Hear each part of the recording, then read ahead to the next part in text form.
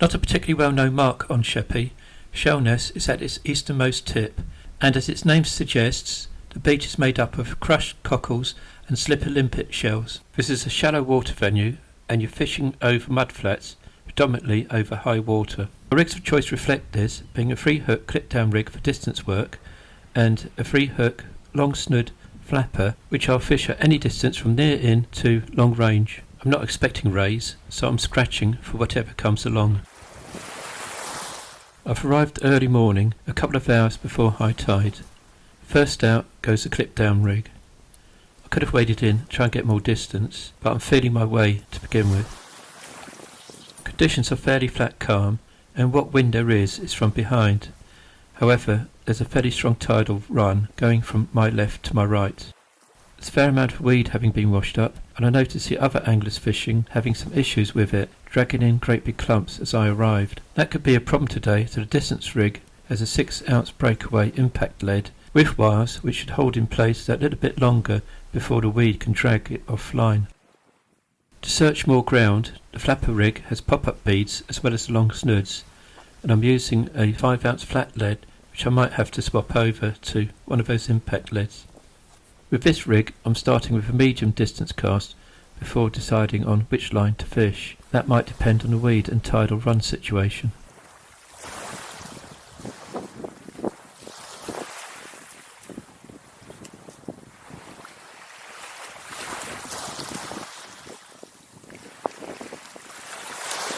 I've not fished this part of Sheppey before, so I'm not sure what to expect. I'm keeping my rods fairly low down despite the weed, hoping that there might be a couple of flounders around. However, I'll take whatever's going and I'll adjust my tackle accordingly.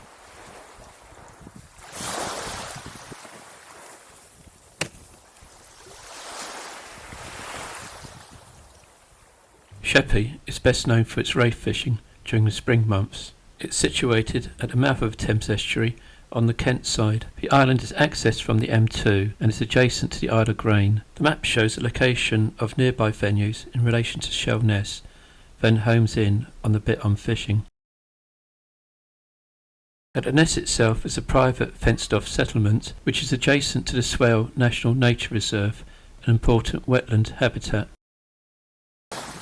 This beach is an extension of that at Laysdown and can be quite busy when the sun is out in the summer months with holiday makers, but they don't tend to appear this early in the morning. And by the looks of it, neither do the fish.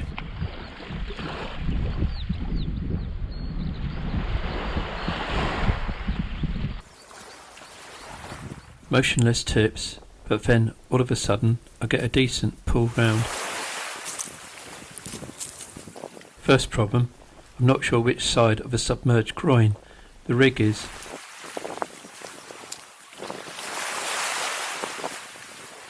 I could feel the fish on, but my second problem is I know I'm attached to a fair amount of weed as well.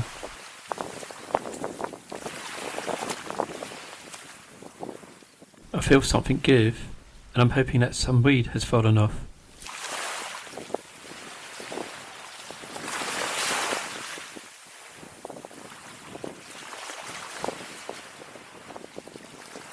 I can still feel the fish on, and it's putting up quite a scrap.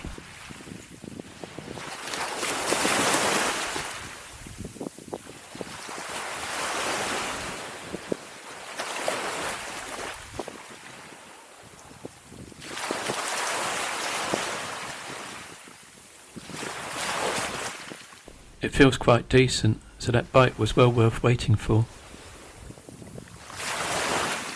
Fortunately, there's not much weed on the leader knot, and this falls down to the top of the rig. This is just as well, as I'm going to need to beach this fish.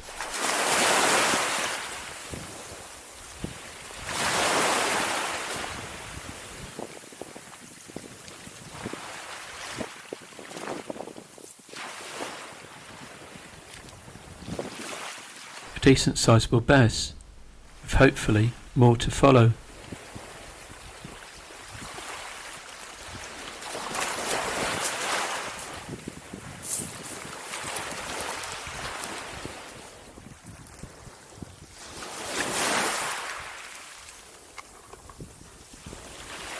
I'll be fishing the south coast later in the day, so I'm using up my broken lugworm here.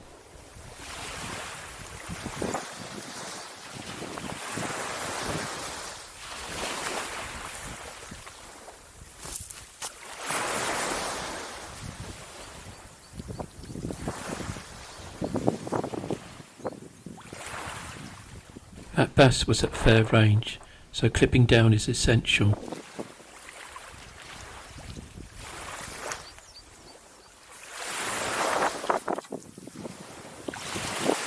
I'm trying to cast to roughly the same spot as before.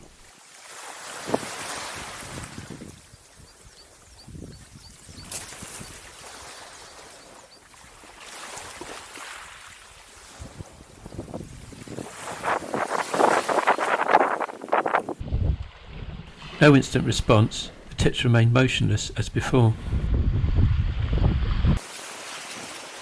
It's nearing the top of the tide, so I need to make my one and only move up the beach.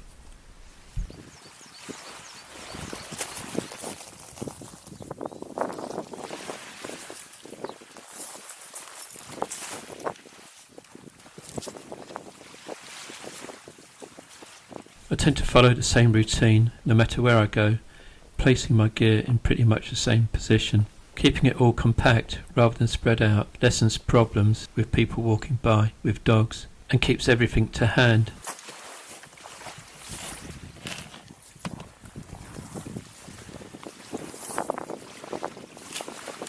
It's a pity the fish aren't appreciating my attention to detail today.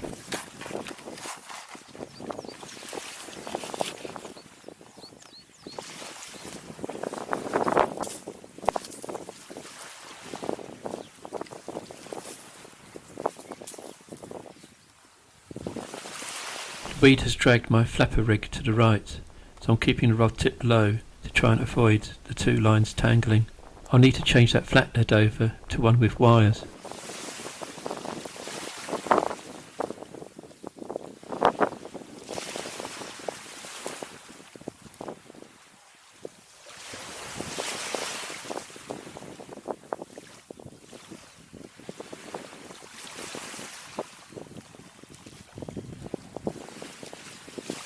Tangle avoided, but a fair amount of weed to remove.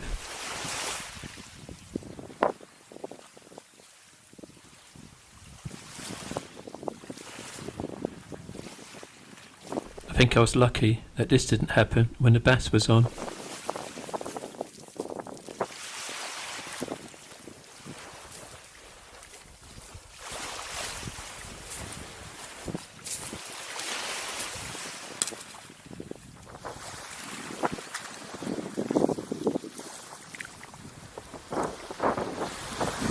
It's the top of the tide and the other anglers have started to pack up. Time to wade in to get a little bit more distance on the cast.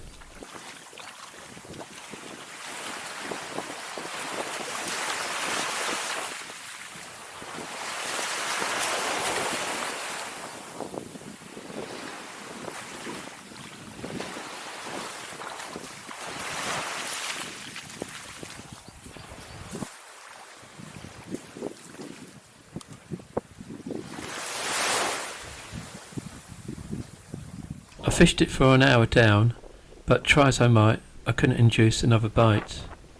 So, a bit of a quiet session, but at least it ended up with half a decent bass. I'll give it another go, and hopefully there won't be so much weed around. One bite is not very encouraging though, so I'm going to wait until the tide state is slightly different. On other shallow venues like this, I find that the ebb is much better than the flood, so I'm hoping that next time I fish it, the weed will allow me to fish the tide right the way down.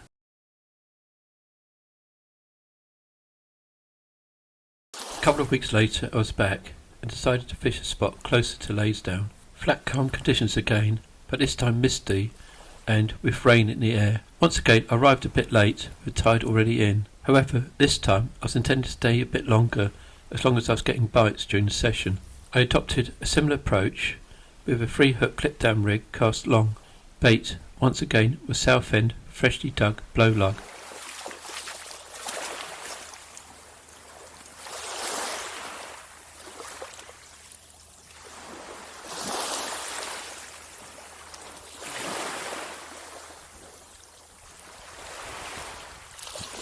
first rig out and the first drops of rain were already on their way.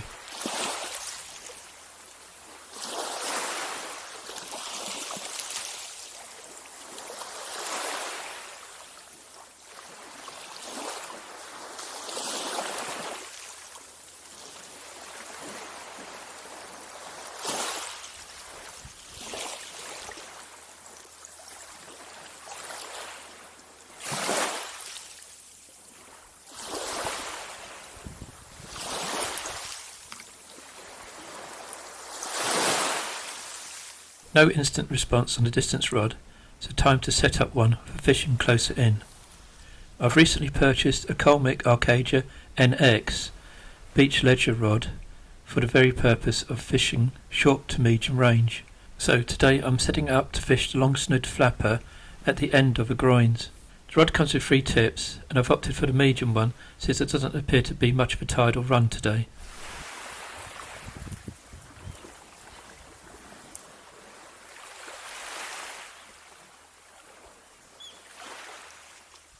The tip fits into a very short top section.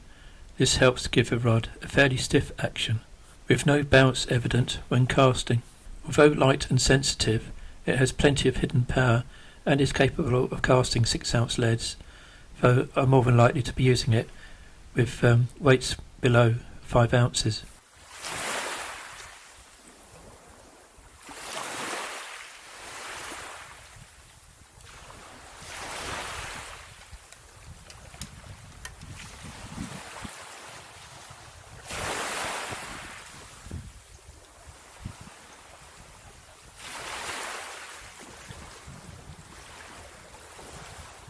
I've only got my standard Pen Affinity 7000 reels with me today, but in future I'm more likely to be using a 6000 size reel with this rod. Unfortunately, the leader parted last time I used this reel, so I'm having to attach a new one.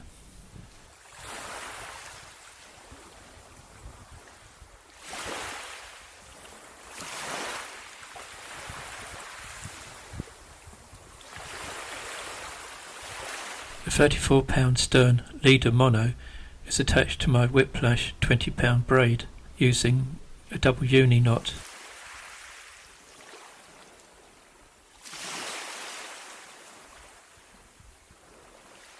Moisten to tighten the knot.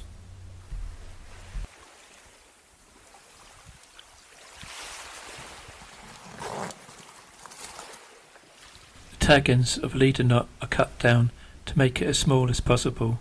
This then helps prevent it getting stuck in any of the rod rings whilst casting.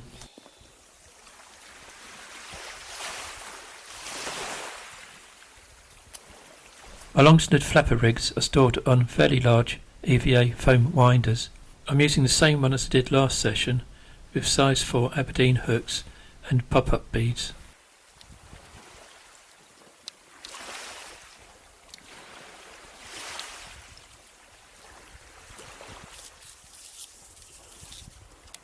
Since I'm not intending to cast this rig very far, I've gone for the smallest of the breakaway flat leads.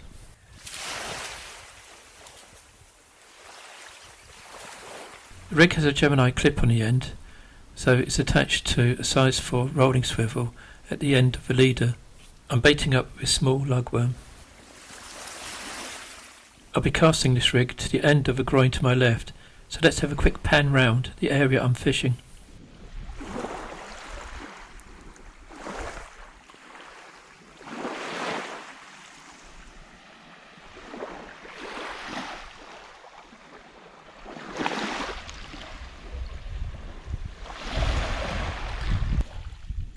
Both rods are now in action, and I'm immediately getting little twitches on the inside line.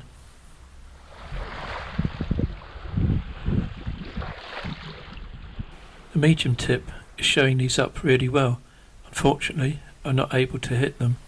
I suspect these are small scaldy bass, but at least I'm seeing the bites.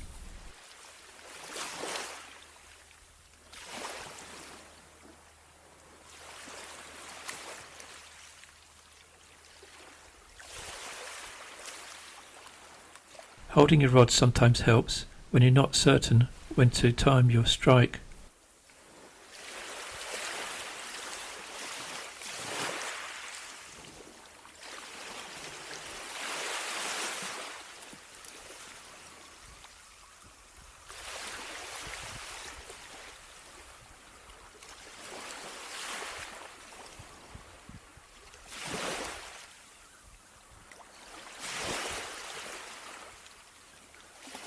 That's typical. Whilst winding in, I get my first knock on a distance rod.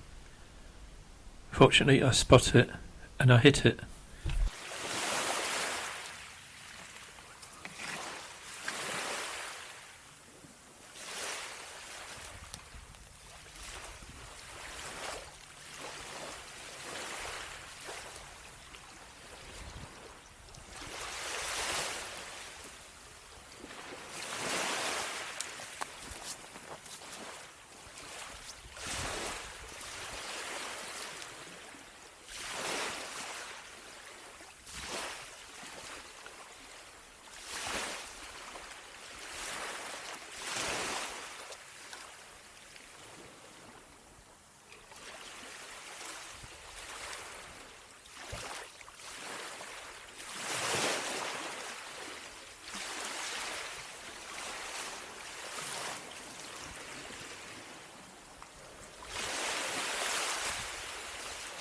A big difference to the size of the bass I caught last time, but at least it avoids a blank.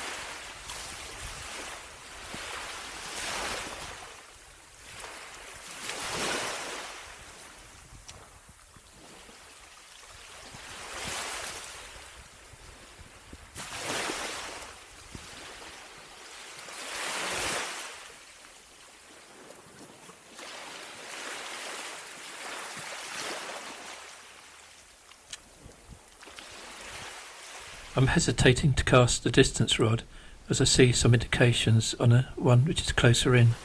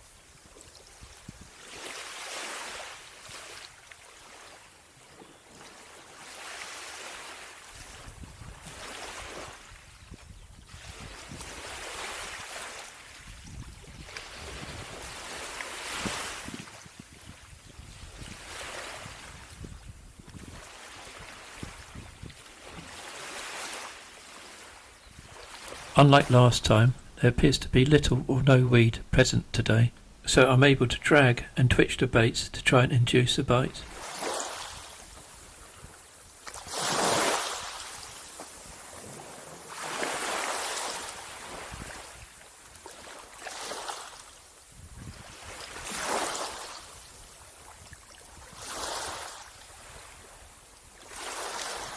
I managed to hit a couple of those knocks closer in, but unfortunately at that point the heavens opened and I was unable to film. They were, as I thought, tiny little schoolie bass. The rain eased up a bit just as I got a knock on my distance rod.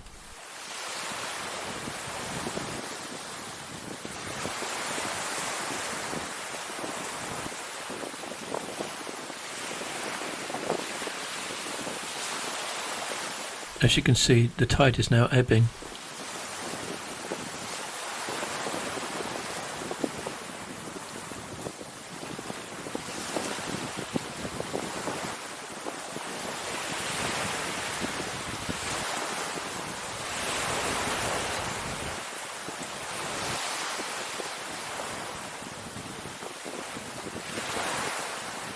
This feels quite lively, but not very big.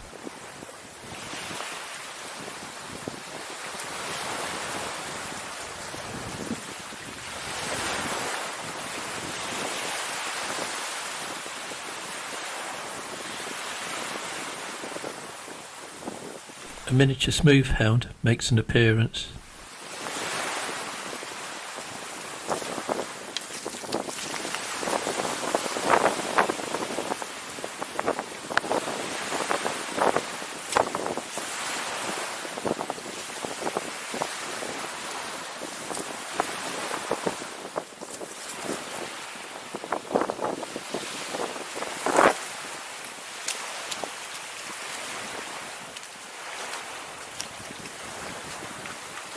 There isn't much water depth now, so I can wade quite a distance before casting.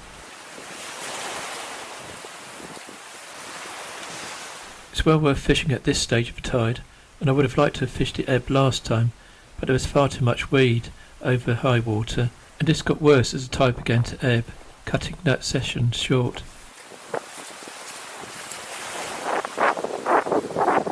As the rain clouds are moving off, the wind has picked up, so apologies for any wind noise.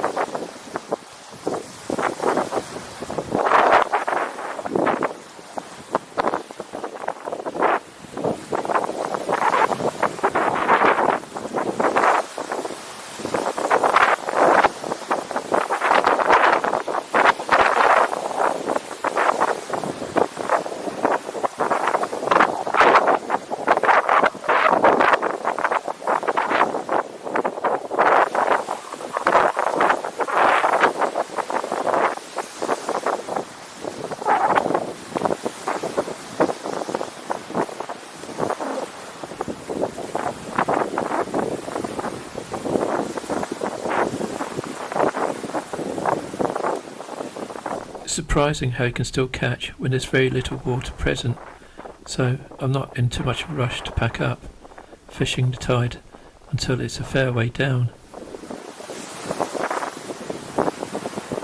More little knocks on the inside line which I can't hit.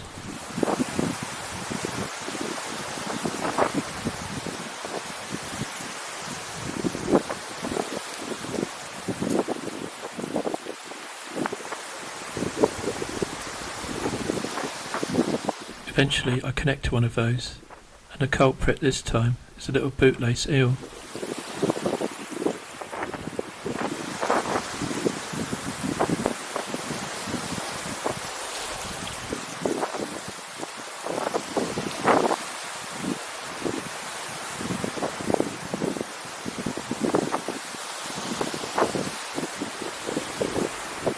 And as I pack that rod away, I get a big bang on my distance rod and connect into something quite sizeable. There must be only inches of water left where the rig is.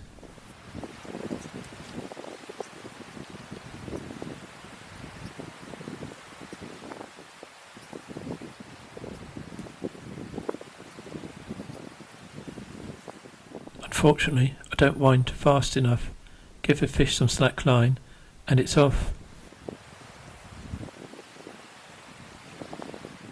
On checking the rig, the bottom snood was completely wound round the body line and covered in slime. I was still disappointed that I lost it, but the fish would have been a reasonably sized eel rather than a bass.